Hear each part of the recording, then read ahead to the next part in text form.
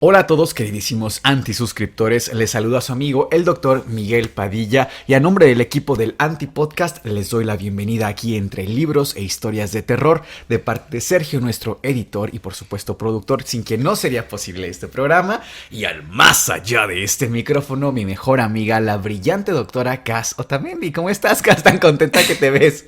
Sí, Miguel, fíjate que hoy la verdad es que estoy muy feliz porque ha sido un día bastante productivo y por eso es que yo quiero llamar a la acción en este momento. A ver. Quiero invitar a nuestros antisuscriptores que por favor le den un like a este video y también se suscriban. Recuerden que suscribirse es completamente gratis.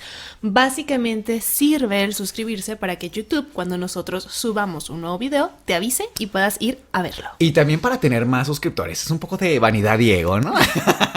Oye, pero me gustaría también agradecer a las personas que se han dejado el tiempo y también su propinita, su dinerito ahí para dejarnos un apoyo. Voy a leer sus nombres, siempre es con muchísimo cariño. Sofía Velasco, Coraina Guido, Sandra Castro Misterio, se llama Sandra Castro Misterio, Oscar Gómez, Gustavo Vertis, Vania Sandoval, tenemos a Víctor Ventura, Ani Ciris.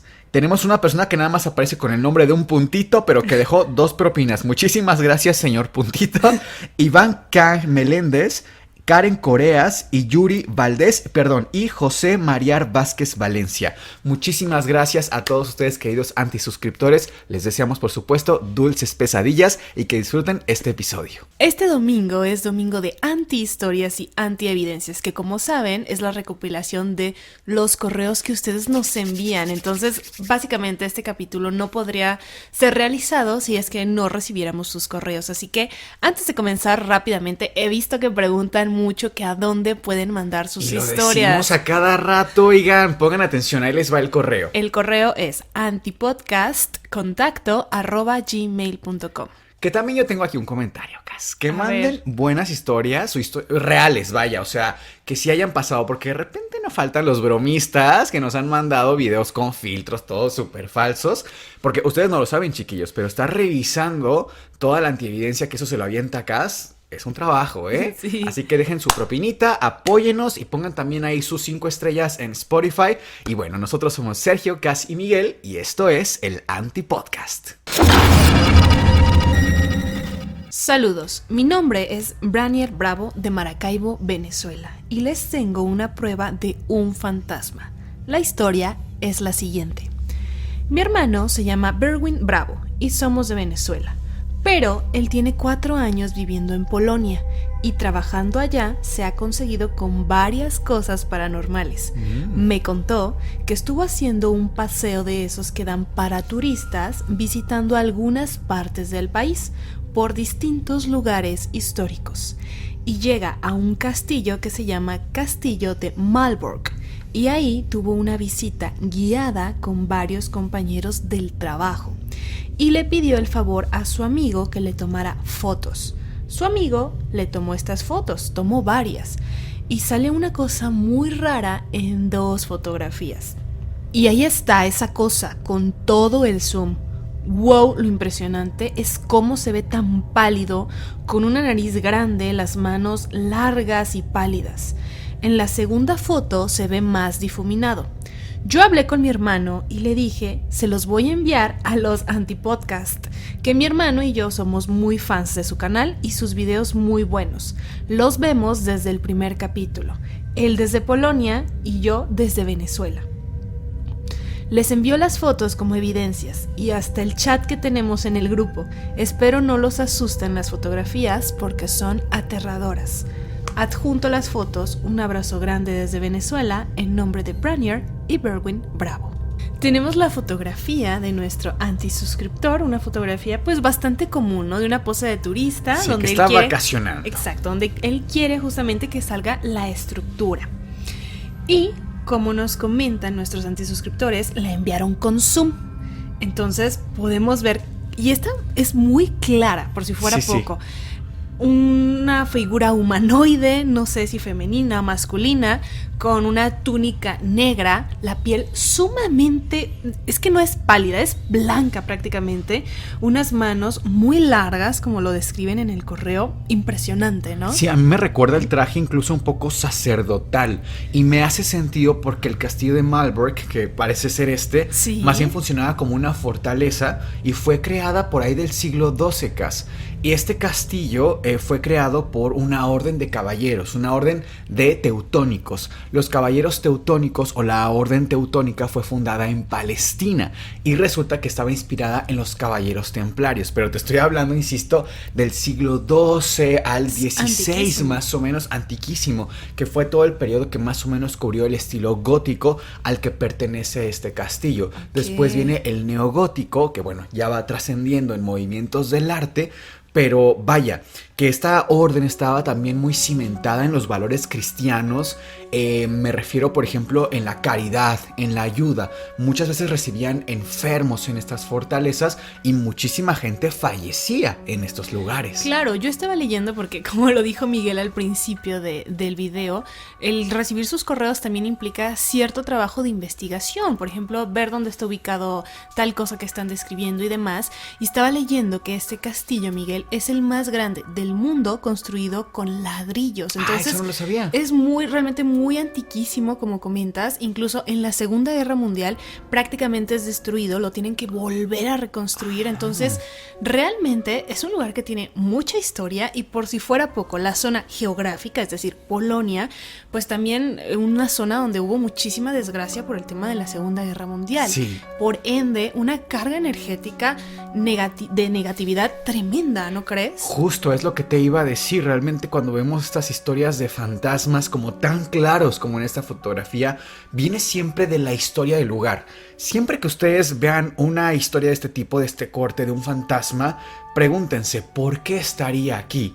Muchas veces no vemos estos fantasmas necesariamente en un supermercado o, ¿sabes? En este tipo de lugares como un poco tan cotidianos, sino más bien traen una carga energética muy interesante. Vamos a dar pie a la segunda historia que nos mandan nuestros antisuscriptores y dice así. Hola chicos, antes que nada les quiero pedir que si llegan a elegir mi historia, omitan mi nombre que aparece en el correo, ya que quisiera protegerme. Hoy en día tengo 32 años de edad, trabajo como maestra de primaria aquí en Peñamiller, Querétaro. En parte también por eso les pido no mencionen mi usuario por mi trabajo, ya que el trabajo como maestra aún tiene muchos tabúes. Pues bien, cuando era niña vivía en Toluca, muy cerca de San Mateo. No sé si sepan, pero en ciertas zonas es muy común el avistamiento de ovnis, especialmente en zonas boscosas. Realmente ver luces en el cielo siempre fue parte de mi vida. Los vecinos están, o al menos estaban, muy acostumbrados. Todos en la colonia tenemos videos tras videos de naves en el cielo y estoy segura que en muchas partes de México ocurre algo similar. Cuando tenía 11 años de edad, estaba en sexto de primaria en el turno vespertino, igual que mis hermanos, aunque ellos estaban en segundo y tercer año de secundaria. La escuela, cabe mencionar, es primaria y secundaria simultáneamente. En general, tuve una infancia normal, con 2 hermanos mayores y viviendo con mis papás. Realmente puedo decir que mis papás siempre fueron muy cariñosos, especialmente mi mamá, quien acostumbraba a hacer unos pasteles pequeños como postres para una sola persona y los vendía en la colonia. Incluso tenemos fotos de varios postres que hacía porque realmente le quedaban hermosos. Mis hermanos y yo salíamos a las 7 de la noche, dependiendo del horario de verano, casi siempre alcanzábamos un poco de luz solar para cuando salíamos. Así que como la casa queda a unas pocas cuadras de la escuela, siempre nos íbamos juntos. Una tarde, y recuerdo perfectamente esto, íbamos caminando hacia la casa y a unas 2 cuadras de esta se escuchó muchísimo ruido en las calles, un alboroto muy raro. La gente estaba afuera de sus casas y recuerdo haber pensado que estaba temblando ante tal escenario, pero no temblaba, ni las alarmas habían sonado. Ya saben, las típicas alarmas que avisan si hay un terremoto. Lo raro es que todos estaban buscando algo, miraban al cielo desconcertados, incluso algunas personas estaban llorando. Unas señoras estaban rezando con rosarios en la mano. Los perros ladraban muy insistentemente. Parecía que algo había cambiado. El ambiente era raro, por decirlo menos. Cuando yo volteé al cielo, no vi nada, para ser honesta, solo el cielo un tanto naranja por el anochecer, pero escuchamos que los vecinos acababan de ver un objeto en el cielo, pero que había bajado demasiado. Incluso relatan que se veía claramente que era una nave. A los pocos segundos se fue. Muchísimos vecinos lo vieron y aún estaban impactados mirando al cielo.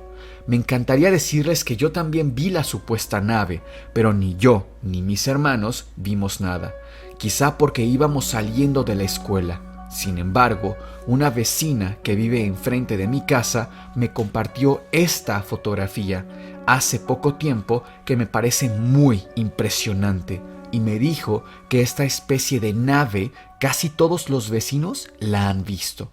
Me llama la atención que si existe vida en otros planetas, vengan precisamente aquí. Sin embargo, las muchísimas experiencias y miles, sí, literalmente miles de fotos tomadas en esta zona no mienten.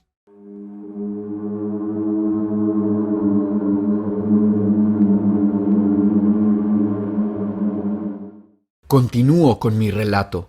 Cuando seguíamos caminando hacia la casa, mi papá estaba en la calle y nos abrazó. Estaba muy preocupado y salió para buscarnos.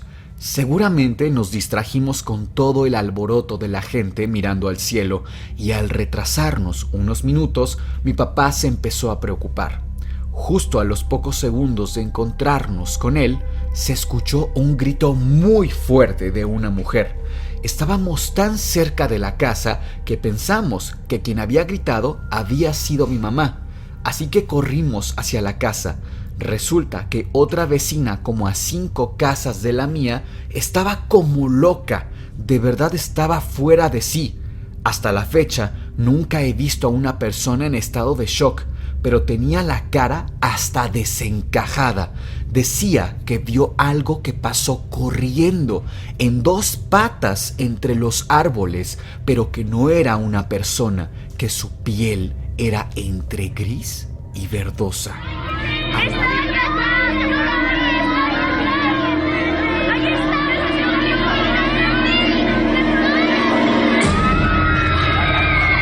Al lado de las casas había unos parques con árboles muy frondosos.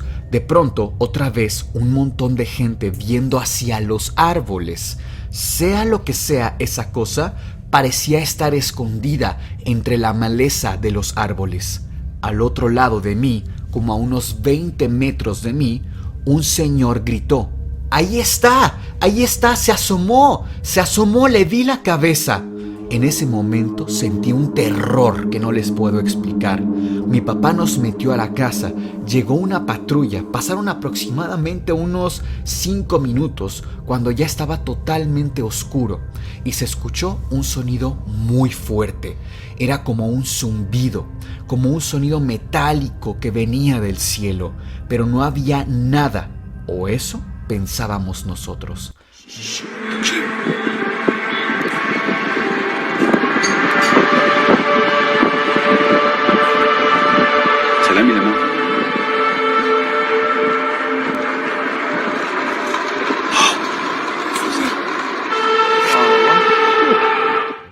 Mi mamá estaba dentro de la casa y para mí lo más abrumador estaba por venir. Cuando entramos a la casa, todo estaba desordenado. Parecía como si hubieran entrado a robar. Los cajones salidos por todos lados, platos rotos por toda la cocina, muebles movidos. No pregunté qué había pasado, porque tenía mucho miedo de la cosa que se estaba escondiendo a unos metros de mi casa. Mi mamá lucía muy rara, parecía como dispersa al extremo, distraída, casi no hablaba. Pasó de ser cálida y siempre amable a fría, apenas contestaba con monosílabos. Recordé algo que me dejó muy sobresaltada. Uno de los árboles frondosos del parque casi tocaba mi casa, especialmente el balcón del cuarto de mis papás. Cuando llegué a su cuarto corriendo para cerrar la ventana, me di cuenta que la puerta estaba abierta de par en par. Me aterró la idea de que esta cosa hubiera saltado del árbol hasta el interior de mi casa. Mi papá entró al cuarto y me sentí más tranquila. Otra cosa rarísima de todo este suceso es que, según yo, desde que nos topamos a mi papá en la calle hasta que entré a la casa, habían pasado si acaso 20 minutos, cuando mucho. Calculaba que no pasaran de las 8 de la noche. Era la 1 de la mañana. ¿Cómo es posible? Recuerdo perfectamente el reloj encima de la casetera marcando la 1:05 de la madrugada. Todos estábamos igual de sorprendidos, excepto mi mamá, quien seguía quieta, sentada, sin decir nada. Cuando me acerqué a ella, noté que estaba sangrando de la nariz y parecía que estaba llorando. Al paso de los días, mi mamá se mantenía distante con todos, rara. No volvió a cocinar los pasteles que hacía. Incluso después le pregunté si me podía hacer uno y dijo que ella nunca había cocinado ni un pastel, a pesar de tener fotografías. Tenía pesadillas casi a diario, despertaba gritando, tenía ataques de ansiedad con la sola idea de tener que salir de la casa. No salió de esta en meses. Finalmente, mi mamá falleció de un derrame cerebral, aproximadamente 6 meses después de lo que ocurrió. No tengo pruebas de qué fue lo que pasó, pero tengo la certeza de que algo vio mi mamá ese día, algo que no debió ver y con lo que no pudo vivir. Cas, ¿qué opinas de esta antihistoria? Realmente me pareció muy fuerte. Y antes que nada, por supuesto que vamos a respetar el anonimato de la persona que nos envió esta historia, pero también te mandamos nuestras condolencias, nuestro más sentido pésame. Te mandamos mucho amor y esperamos que lo puedas llevar cada vez mejor, esta pérdida tan fuerte que tuviste. Cas, ¿qué opinas al respecto? Me parece totalmente cierta la historia. Y aquí viene un cuestionamiento que siempre he tenido, Miguel. A ver si me puedes ayudar a resolverlo. Hace tiempo recibimos una antihistoria justamente de una persona que decía: en Peña de Lobos, México también, es muy común ver avistamientos ovni, es muy común ver luces en el cielo. Sí. ¿Por qué hay? Igual esta persona también comenta, en este lugar de Estado de México es muy común. ¿Por qué hay zonas donde es tan común ver estos avistamientos y en otras no? Hay una teoría respecto a ovnis que me parece muy interesante, que dice que ellos están entre nosotros para observarnos más de cerca y estudiarnos más a profundidad. Uh-huh. Ojo, aquí no es una teoría de reptilianos. Particularmente, personalmente y con mucho respeto, creo que esa teoría de los reptilianos es un tanto conspiranoica. Sí. La respeto, por supuesto, pero creo que esto no se me hace tan descabellado, decir que nos están observando de alguna forma. Pero ¿tú tienes alguna teoría respecto a por qué hay zonas más con avistamientos más comúnmente? Fíjate que a mí también lo que me llama la atención es que estos avistamientos se ven más regularmente en zonas muy alejadas de la civilización. Son zonas incluso de aquí, por ejemplo, cerca de Querétaro, lo que más yo he escuchado es en Peña de Bernal. O sea, muchísima gente en Peña de Bernal, que es una zona no tan urbanizada como el centro de Querétaro, tiene muchísimas experiencias de avistamiento ovni.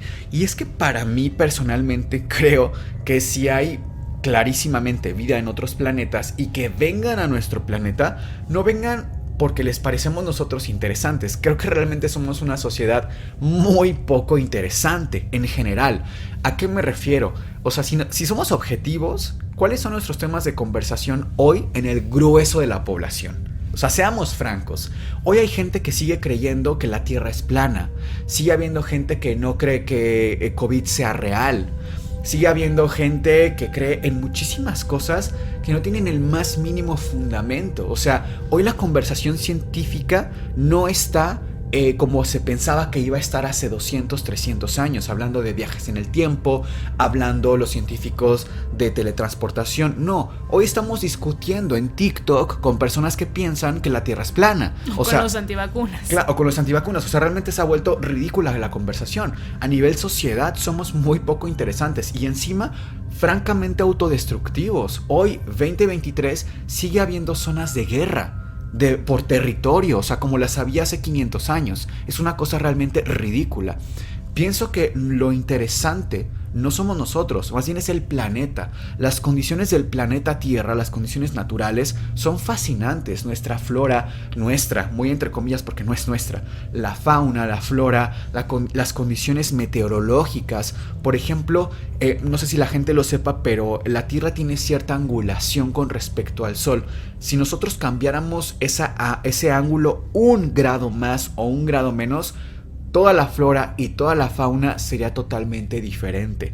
Imagínensela casi como en Pandora, ¿no? En Avatar. Realmente esas pequeñas diferencias de humedad, de oxígeno, de temperatura, el ángulo de la Tierra con respecto al Sol, la distancia que tenemos, ocasionan que seamos que tengamos un planeta fascinante, y creo que realmente a eso vendrían a estudiar, ¿no? Y muy probablemente si son seres que también comparten los átomos básicos, carbono, hidrógeno, oxígeno y nitrógeno, probablemente también necesiten condiciones similares a las de nuestro planeta. Recordemos que en general nosotros somos colonizadores. Si pensamos en Sapiens hace muchísimos años, cuando llegaron a ciertas islas, ciertos archipiélagos, tocábamos piso y aniquilábamos muchas especies, porque somos como una especie de plaga. ¿Quién no nos garantiza que a pesar de ser ellos mucho más evolucionados que nosotros, también compartan esa característica y estén buscando algún planeta que sea compatible con su estilo de vida?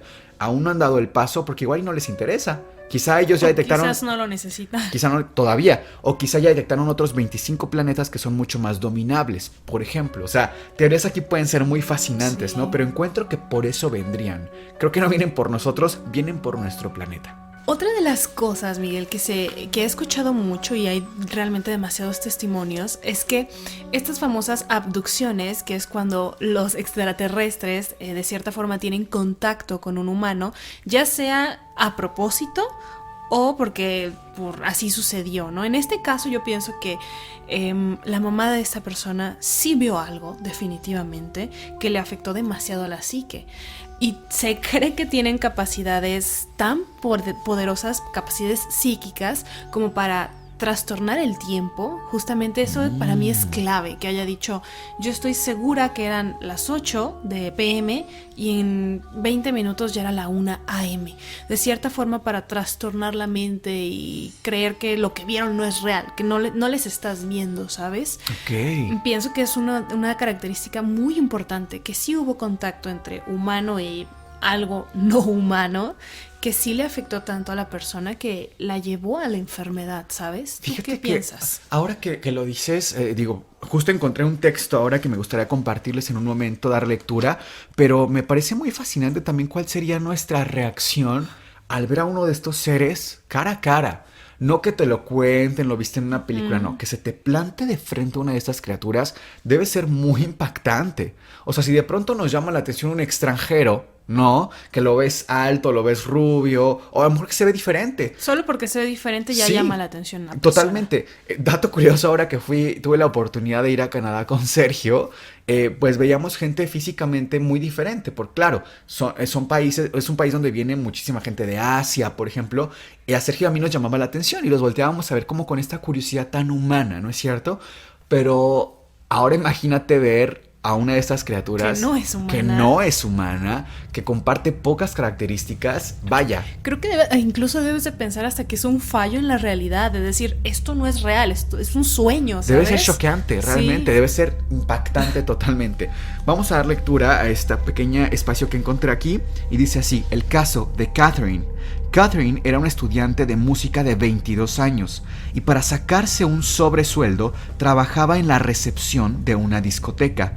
Una noche de febrero de 1991, cuando acabó con su faena en el local, decidió dar un paseo en coche. Al llegar a casa se dio cuenta de que era muy tarde y no recordaba lo ocurrido durante los 45 minutos que había durado el supuesto paseo. Además, sangraba por la nariz, algo que no le solía pasar. Al día siguiente, vio en televisión que se había avistado un ovni en la zona de Boston. Un conocido le recomendó que fuera a ver a Mac. Tras varias sesiones de hipnosis con Mac, los recuerdos empezaron a aflorar de forma espontánea. Recordó haber sido abducida por primera vez a los 3 años y luego a los 7. Finalmente revivió lo sucedido durante los 3/4 de hora en los que se perdió la noche del paseo. Mientras circulaba por una zona boscosa, sintió una especie de parálisis.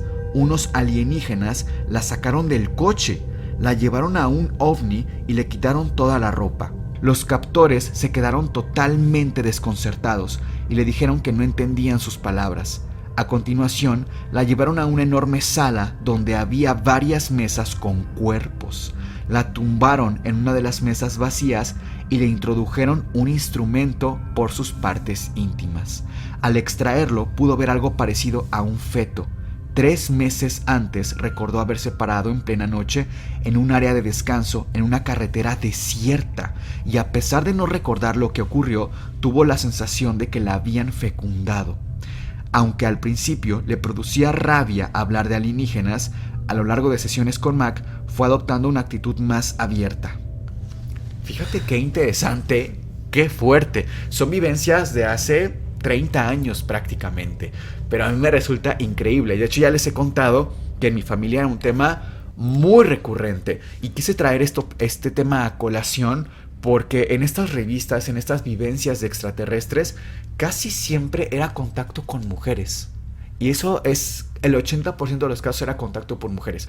Pero pocas veces había una abducción de un hombre en específico. ¿Por qué crees que era con mujeres el contacto? Creo que aquí nos podemos dar una idea más o menos a nivel fecundación. Digo, es una teoría un poco loca. Sin embargo, quien nos lo cuenta, pues es esta mujer de viva voz. Yo también pienso que es un tema de que la mujer es realmente la única con capacidad gestante, ¿no? O sea, claro, la persona con útero. Sí. Entonces, de cierta forma, es lo que les llama la atención a estudiar cómo es que se desarrolla la vida en esta persona. No, o igual, vaya, si pensáramos en que son criaturas que quieren estudiar también a los humanos, ¿por qué no llevarte a un humano desde que está disponible a nivel casi fetal, ¿no es cierto? O sea, es mucho más interesante biológicamente. Si yo quisiera estudiar todo el proceso, pues lo estudio casi desde la fecundación hasta la vejez y no me voy llevando personas ya adultas.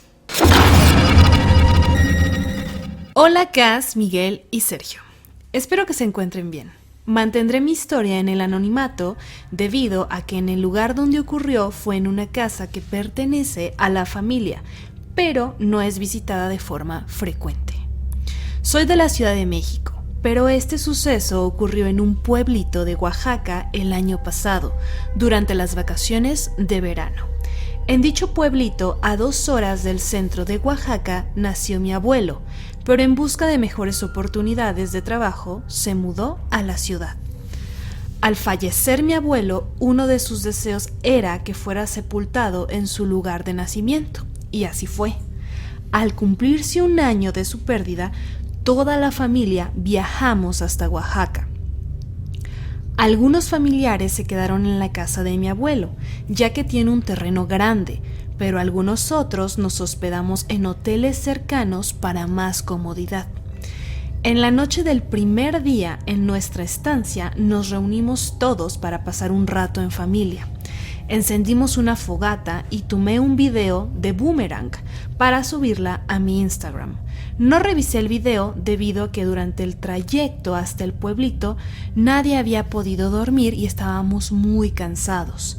Al día siguiente me enteré de que el hijo de una de mis primas, que tiene unos 4 años de edad, había visto a una niña en la casa de mi abuelo el mismo día de la fogata.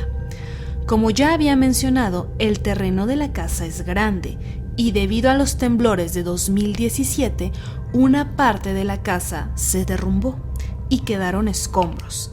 Ahí fue donde mi sobrino vio lo que dice era una niña y que le dijo: ¿qué hacen en mi casa? Mis tías, al enterarse de eso, nos contaron que una señora ayudaba a la mamá de mi abuelo con la casa y llevaba a su hija con ella. No se sabe con certeza qué pasó, pero aparentemente la niña tuvo un accidente y ahí falleció. En ese momento me sentí aliviada de estar en un hotel, pero me llevé una gran sorpresa al ir revisando las fotos y videos que había tomado durante nuestra estancia. Me encontré con el boomerang de la fogata y vi algo que me sorprendió. Del lado derecho se puede ver una silueta que asemeja a una niña viendo directamente a la fogata. Cabe aclarar que cerca no había árboles, maleza o que fuera alguno de mis sobrinos, porque ya era muy tarde y ninguno estaba presente como para imaginar que tal vez era algo que se asemejaba. Les adjunto el video, me gustaría escuchar sus opiniones y saber qué piensan que es aquello que se ve en el video. Gracias por leer mi historia y acompañarme cada domingo con sus videos. Espero que sigan teniendo mucho éxito con su canal y carreras profesionales. Les mando un saludo. Vamos a ver el video que, como nuestra antisuscriptora dice, es un boomerang. Por cierto, un boomerang, para las personas que quizás no sepan qué es un video muy cortito que se repite una y otra vez. Está la fogata y está la silueta perfectamente definida de una persona con vestimenta blanca, ¿no? Pareciera ser un camisón. Y me parece muy bueno. ¿Puedo verlo un poco más de cerca otra vez? Claro. Lo que estoy notando, Cass, es que esta figura que aparece detrás, sí, como dices, parece que trae un camisón. No se le alcanzan a ver incluso las piernas. Ajá. O sea, en ese sentido hasta parecía que está flotando. Ahora, sí me parece un poco aventurado decir que es una niña. No le veo rasgos, incluso la carita sí se le alcanza a ver, pero no veo un cabello largo, por ejemplo. Ahora, tampoco espero ver algo tan delimitado. Hemos aquí mostrado antievidencia que se ve todavía más menos clara que este video. Perdón que lo esté viendo una y otra vez, pero es que sí es muy llamativo. Ahora, lo que estoy notando también es que la luz de la fogata se refleja en la vestimenta. Está rebotando esta luz, pareciera un traje blanco, un camisón blanco, un vestido incluso. Sí. Quizá por ahí. ¿Tú qué opinas? Pienso que ella dice, la antisuscriptora, es una niña por dos cuestiones. A final de cuentas, ella es quien toma el video, ¿no? El boomerang. Entonces, sabe perfectamente a qué altura estaba ella sentada. Respecto a su posición con la de lo que está viendo. Exacto. Entonces dice, sí es una niña. Y súmale al evento que a mí incluso me parece más impactante. Uno de sus sobrinos dice, vi a una niña que no conozco y me dice qué hacen aquí en mi casa. Entonces la suma de estos, claro que digo, sí es una niña lo que está. Aparte está viendo directamente a la fogata, ¿sabes? Más que a la fogata, que sí podría ser a la persona, a la cámara. Sí. Lo cual también sería muy impactante. Yo también encuentro acá interesante la relación constantemente en muchas historias que hay de fantasmas con respecto a la luz de las velas o de las fogatas. Siempre he escuchado que se sienten atraídas a estas, específicamente a la luz de las velas blancas, porque simulan, aparentemente lo que nos relatan en muchas ocasiones, que simulan la luz que ellos perciben al final del túnel. Cuando uno fallece, se cuenta, por supuesto, que se ve una especie de túnel que lleva hasta el otro mundo, hasta el otro lado de este espacio, de esta vivencia, ¿no? Y que esta luz les recuerda eso y por eso les atrae. Fíjate que esto de las velas que se sienten atraídos, yo lo relaciono, y no sé, te pregunto si alguna vez lo has escuchado, que cuando alguien fallece, los familiares o amigos de la persona ponen veladoras, no nada más en la iglesia o el lugar donde van a rezar, independientemente de la religión. Sobre todo voy a hablar aquí haciendo énfasis a la religión católica.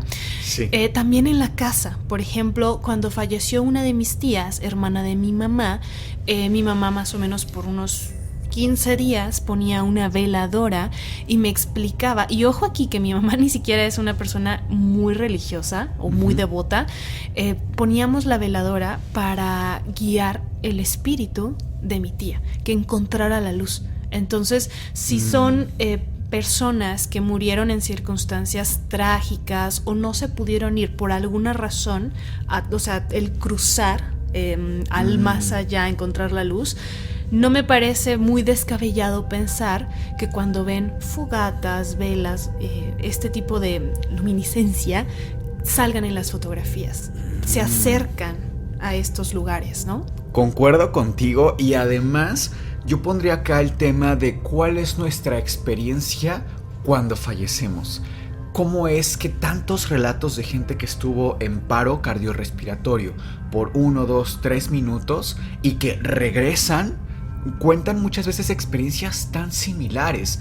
Este túnel, esta luz al final del túnel, que muchas veces incluso tuvieron contacto no solo con familiares que ya habían fallecido, sino incluso con personajes de la talla de Jesucristo. O sea, realmente, ¿por qué se parecen tanto estas experiencias?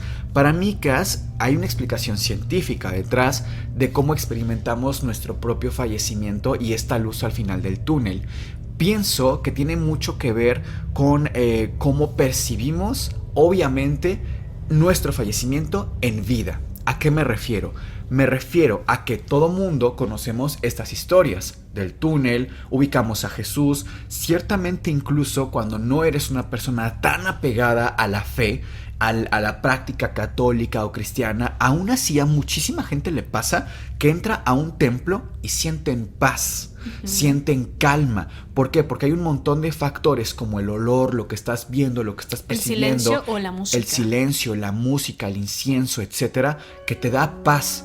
En nuestros cerebros tenemos tan metida la idea de temas religiosos con respecto a la paz, a lo que pasa después de la vida, que eso se queda hasta el último minuto que le queda al cerebro de flujo sanguíneo. Entonces, todavía alcanzamos a tener cierta percepción. Como hemos dicho repetidamente aquí cómo funciona el cerebro, se le da esta emergencia de flujo sanguíneo porque es lo que va a trabajar más, es lo último que se nos tiene que ir. Entonces es lo último que también percibe. Estas ideas aún pertenecen a nuestra mente, a nuestra psique, a nuestro cerebro, a pesar de estar casi del otro lado. Hola Miguel y Cass, seré breve. Para Navidad de este 2022 fui de visita a casa de mi abuela con mis padres y mi hermana. Cuando nos íbamos a retirar, le pedimos a mi papá que nos tomara una foto con mi abuela. Él estaba tomando la foto, pero la cámara detectaba otro rostro debajo de las escaleras, lo cual nos dijo hasta cuando ya la había tomado. Cuando volvimos a casa, me puse a ver la galería de fotos y me di cuenta que efectivamente se veía un rostro más. Adjunto evidencia. Por favor, censuren nuestros rostros. Está justamente en la tercera grada. Para verlo mejor deben subir el brillo en sus dispositivos. Saludos desde Guatemala. Aquí tenemos la fotografía, como nos lo pidieron vamos a censurar sus rostros, no se preocupen, todo está a salvo. Y ahora vamos a ver, justamente aquí nos enmarca con una flecha donde se ve el rostro. Vamos a hacer un acercamiento y aquí está un poco más delimitado. Ciertamente a mí me cuesta trabajo encontrar el rostro, no les voy a mentir. Sin embargo, aquí dos cosas puntuales. La primera, y lo estábamos comentando ahora, que la cámara está detectando un rostro. O sea, si la cámara lo está detectando, por algo tiene ciertos rasgos a detectar. Número uno. Y número dos, sí prestando cierta atención, pues sí se ve un rostro. Incluso mientras más zoom hacemos, más se ve un rostro. ¿Tú qué opinas, Cass? Ay, pues fíjate que a mí sí me ha llegado a pasar, solo en una ocasión, que al hecho de estar tomando una fotografía no sucede en modo selfie, ojo aquí, sino es cuando tú le estás tomando la fotografía a alguien más. Yo le iba a tomar la foto a un grupo de amigas, eran 3, 4 personas. Y perfectamente estaba seleccionando 3 rostros, pero estaba un cuarto cuadrito que es para detectar el rostro, en que incluso se movía. El celular no era mío, entonces no le agarraba bien la onda, digamos. Entonces cuando tomo la fotografía yo digo, ay, ¿por qué este cuadrito se mueve? Le pregunto a la dueña del teléfono, le digo, oye, ¿por qué hay un quinto cuadrito si no hay otra persona? Y me dice, ¿cómo? Se acerca Y de verdad, o sea, cerramos la aplicación, dijimos, bueno, a lo mejor está fallando, se vuelve a colocar para la fotografía y vuelve a salir. Y me recuerda a este filtro de perrito. ¿Te acuerdas que en la aplicación Snapchat, me acuerdo, sí, era muy popular un filtro que tú ponías, detectaba tu rostro y te ponía un filtro con orejitas, con nariz, una lengua? Hay unos videos que circularon en internet que a mí me volaron la cabeza en su momento, porque estaba, no sé, una chica, por decir algo, vamos a buscar algunos para ponerles ejemplo, pero imagínense ahora mismo a una chica que está tomando una especie de video a ella misma con este filtro. La cámara, la aplicación, detecta su rostro, le pone las orejitas y de pronto detecta un rostro a su lado. Ahora, lo más espectacular para mí de estos videos, en alguno que espero podamos encontrar para ponérselos, es que bueno, ella se asustaba, pero se quedaba grabando. Y le decía, ¿estás aquí? ¿Quién eres? Y esta cosa lanzaba una lamida. Ah, porque el filtro, como era Cuando abrías de la boca, salía una lengua mucho más larga. Como de un perro, como de un perro. Entonces, ya le contestaba. O sea, coincidía que le preguntaba algo y le contestaba con una especie de lamida. O a veces se acercaba demasiado a la cámara. O sea, sí había estas historias que circulaban en internet casi como leyendas urbanas de que se aparecían cosas en los filtros. Incluso hace poco salió un filtro en TikTok que era como de convertir un escenario en tipo anime. Uh-huh. Y yo tengo una amiga que lo hacía mucho en un hospital. Y está trabajando en un hospital y siempre aparecen personas en las salas donde no hay nadie. Entonces digo, bueno, no sé cómo funcionan esas aplicaciones a decir verdad. O qué tantas fallas puedan tener. ¿Qué tantas fallas? Habría que hacer un experimento que estaría muy interesante, irnos a un lugar donde no tendría por qué necesariamente haber una entidad e irnos quizá, no sé, a un hospital, no quiero decir un cementerio, pero podría ser interesante el experimento, ¿no? Uh-huh. Hola Gas, Miguel y Sergio, mi nombre es Saraí. En el relato de hoy quiero contar una experiencia que me pasó hace algunos años. No sé si catalogarla como paranormal o una alucinación. Ojalá me puedan dar una respuesta o una teoría. Todo empezó en la tarde. Empecé a ver un contenido diferente, algo a lo que le estaba temiendo días anteriores. Era un videojuego de terror, el cual me atormentaba. Cabe aclarar que yo no sabía que era un videojuego, solamente me perturbó mucho investigarlo. Digo esto porque creo que influyó en lo que me pasó esa misma noche. Supongo que el constante pensamiento en eso y en el presentimiento que algo malo me iba a pasar como si lo estuviera manifestando. Los hechos transcurrieron esa misma noche. Yo dormía con mis padres, ya que era pequeña y siempre me dio miedo dormir sola. Estaba a un lado de la pared y del otro lado mi papá, quien estaba de espaldas a mí. Esa noche tenía mucho miedo y un presentimiento feo. Estaba tapada de medio cuerpo con mi cobija, cuando de repente sentí que algo me tocó fuertemente el brazo. Abrí enseguida mis ojos y vi una mano muy larga y blanca. Solo una mano, la cual se iba desapareciendo. Fue algo muy rápido, pero logré ver que me había tocado. Hasta el día de hoy no entiendo qué pasó. Mi papá no pudo ser, porque como relaté, estaba de espaldas a mí y yo pude ver solo una mano, no había más. Pero puedo asegurar que estaba muy despierta. Apenas me había acostado, eran como las 10 de la noche, pero siento que no fue una alucinación. ¿Qué dicen de este relato y qué teorías tienen? Creo que médicamente aquí podríamos puntualizar primero que una alucinación no necesariamente tiene que ver con el ciclo del sueño, ni siquiera aunque te encuentres en la fase profunda. Realmente no tiene que ver con eso. Tú puedes alucinar a plena luz del día, estando más que despierto en el gimnasio, en el súper, donde sea. Entonces sí podría ser una alucinación. Me gusta que aquí ya nos pregunta abiertamente, ¿podría ser? Sí podría ser. Ahora, ¿sería raro? También. ¿Por qué? Porque es rarísimo tener una alucinación aislada. Es decir, que solamente alucines una vez en tu vida y se acabó. Eso sería muy poco común. Realmente son trastornos neurológicos que vienen uno tras otro, que hay cierta cronicidad, hay cierto comportamiento, ¿no? Incluso van empeorando, alucinaciones visuales, olfativas, sensitivas, auditivas, etcétera. Y muchas veces vienen acompañadas de otros temas también neurológicos. Muchísimos, no entremos en detalles ahora, pero de que podría ser, sí podría ser.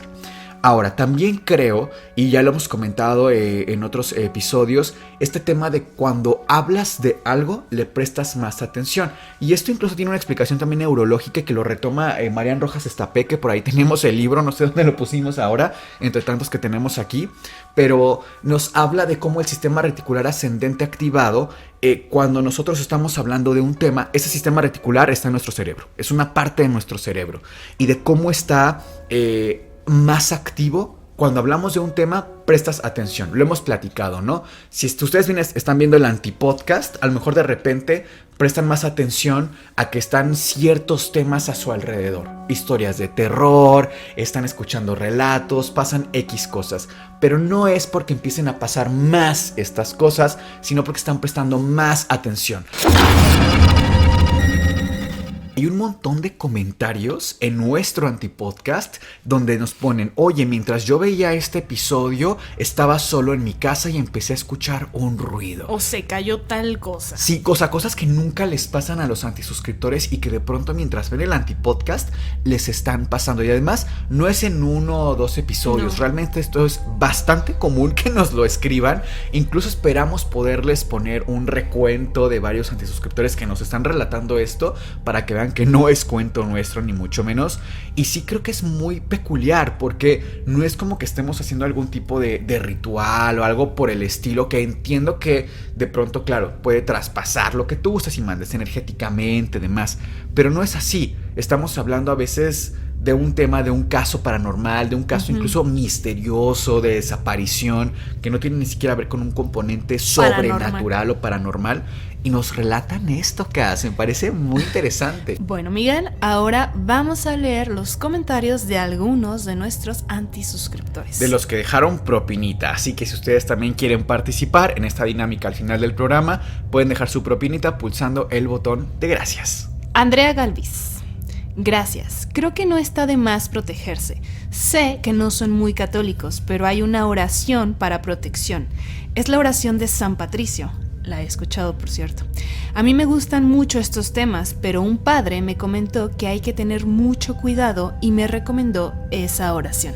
Fíjate que a mí me regalaron el ojo de Dios, que es una especie de artesanía que se hace y que se les regala en algunas culturas a los bebés para que siempre los protejan. Es una tradición realmente muy muy linda y nos las regaló una antisuscriptora y fue muy lindo. Realmente yo también pienso que es inteligente, mira, tener respeto a estos temas de pronto que uno toca y siempre tratarlo desde ahí, ¿no? Desde el respeto, la empatía y también entendiendo que a veces son cosas hasta culturales. Sí, esto que comentas que regalaron es similar a esta pulserita con ojitos que es roja, que le ponen a los bebés desde muy muy muy pequeños. Es algo similar, pero además de hacer protección, el ojo de Dios también te acerca, digamos, a la bondad. Te favorece o es lo que se piensa dentro de esta tradición, ¿no? Personalmente yo ni siquiera lo conocía, fue que me lo explicaron y todo, cuando me lo regalaron fue muy lindo. También como portar el cuarzo, portar la medalla de San Benito, etcétera. Sí nos han recomendado muchísimo este tipo de protecciones y lo tomamos con muchísimo cariño, así que gracias. Otro comentario que nos lo escribe Christopher Serrano, dice: gracias, porque lo que me gusta del podcast no es solamente lo paranormal, sino varias cosas que aprendemos gracias a su enseñanza. Ya casi me acabo de ver sus videos y solo llevo viéndolos 3 días. Muchísimas gracias, Christopher, por no perdértelo y por echarte un maratón. Este nos lo escribe Ana, que además de dejar propinita, es miembro del canal, así que ella tendrá acceso a la antibiblioteca muy pronto, que se va a estrenar. No se lo pierdan, solo para miembros, para hacerlo desde una computadora pulsando el botón de unirme. Me encantan sus videos y la manera de relatar las historias. Les mando un saludo desde Argentina. Muchísimas gracias, querida Ana. Eso fue todo por nuestra parte. Nosotros somos Sergio, Cas y Miguel y esto fue el Antipodcast. Les deseamos dulces pesadillas.